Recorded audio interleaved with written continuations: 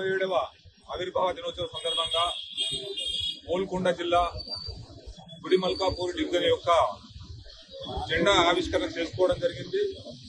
ఈరోజు భారతీయ జనతా పార్టీ కార్యకర్తలందరూ కూడా ఒక పండుగ వాతావరణంలో దేశంలో ప్రతి డివిజన్ లో, ప్రతి గ్రామంలో, ప్రతి బూత్ లో జెండా ఆవిష్కరణ చేసుకుని ఇలా ఈ ఆవిర్భావ దినోత్సవాన్ని ఒక పండుగలాగా జరుపుకోవడం జరుగుతున్నది.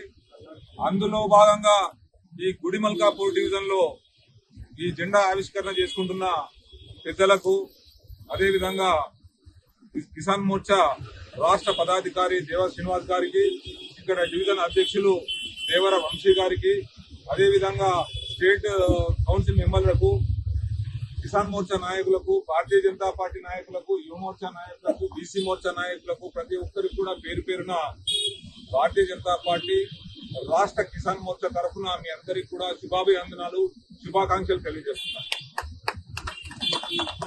ముఖ్యంగా భారతీయ జనతా పార్టీ 1980లో 6 ఏప్రిల్ రోజు స్థాపించడం జరిగింది. స్థాపించిన తర్వాత మన శ్యామా ప్రసాద్ ముఖర్జీ గారు, అదేవిధంగా పండిత్ దీన్ దయాళ్ గారు, అదేవిధంగా ఎల్కే అద్వానీ గారు, అటల్ బిహారీ వాజ్పేయి గారు, వీరందరి యొక్క ఆశయ సాధనలో పునాదులు వేసుట్లా ఈరోజు భారతీయ జనతా పార్టీ వారు వేసిన పునాదులపై మన గౌరవ ప్రధానమంత్రి నరేంద్ర మోదీ గారు భారతీయ జనతా పార్టీని ప్రపంచంలోనే ఒక పెద్ద పార్టీగా ఆవిర్భావం చేసుకుని ముందుకు తీసుకుని వెళ్లడం జరుగుతున్నది. కాబట్టి మనమందరం కూడా మోదీ గారికి కూడా శుభాకాంక్షలు తెలియజేయాల్సిన అవసరం ఉందని చెప్పి కూడా ఈ సందర్భంగా తెలియజేస్తున్నాను. ముఖ్యంగా 2 సీట్ల నుంచి ఈరోజు 300 పైచిలకు సీట్లను తీసుకొచ్చి 3వసారి కూడా అధికారంలోకి తీసుకురావడం భారతీయ జనతా పార్టీ ఒక కార్యకర్త యొక్క గొప్పతనం అని చెప్పి కూడా ఈ సందర్భంగా నేను తెలియజేస్తున్నాను.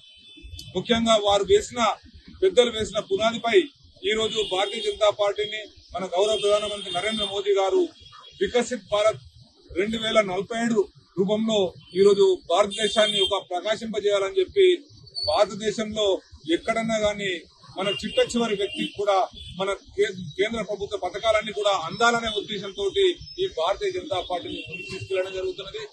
అదే విధంగా మన ప్రతి కార్యకర్త కూడా ఇక్కడ డివిజన్ లో కాకుండా ప్రతి బస్తీలో కూడా, అదే విధంగా గ్రామాలలో, మండలాలలో, జిల్లాలలో, రాష్ట్రంలో పూర్తి స్థాయిలో భారతీయ జనతా పార్టీని మనకు ముందుకు తీసుకెళ్లి రాబోయే రోజులలో ఇక్కడ జిహెచ్ఎంసీకి సంబంధించిన 3 కార్పొరేషన్లు ఏవైతే ఉన్నాయో 3 కార్పొరేషన్లు కూడా మనం జెండా ఎగరవేయాలని చెప్పి కూడా ఈ సందర్భంగా నేను తెలియజేయడం జరుగుతుంది.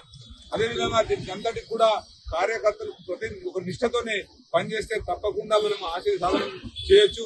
అదే కాకుండా రాబోయే అసెంబ్లీ ఎలక్షన్ లో కూడా, పార్లమెంట్ ఎలక్షన్ లో ఎట్లాగో మనం అధికారంలోకి వస్తాము, ఇక్కడ భారతీయ జనతా పార్టీ తెలంగాణలో కూడా అధికారం వచ్చే దిశగా మనం అందరం కూడా తలా ఎంత పనిచేస్తూ వాటిని ముందుకు తీసుకెళ్లాల్సిందిగా మీ అందరికి విజ్ఞప్తి చేస్తూ ఈ అవకాశం ఇచ్చిన పెద్దలందరికీ కూడా మరొకసారి ధన్యవాదాలు, కృతజ్ఞతలు తెలియజేస్తున్నాను.